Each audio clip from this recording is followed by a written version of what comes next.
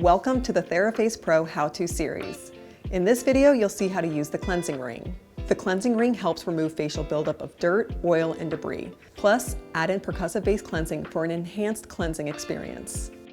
Attach the cleansing ring to your TheraFace Pro and turn on by pressing the power button for 2 seconds. Apply water and a small amount of cleanser to your face. Turn on the percussive feature by pressing the percussive button once. To select your speed setting, press the percussive button to your desired speed.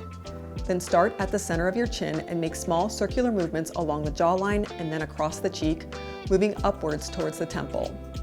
Then repeat these steps on the left side of the face. Going across the forehead, start near your eyebrows and move up towards the scalp, making circular movements. Then continue down the center of the nose, sides of the nose, across the upper lip, and ending with the chin, ensuring your whole face has been cleansed. End your cleansing treatment by powering off your device. Remove cleansing ring attachment. Rinse your face and cleansing ring attachment and then pat dry. The cleansing attachment can also be used on the neck and chest. We do not recommend using an exfoliating cleanser like one that contains microbeads or grains.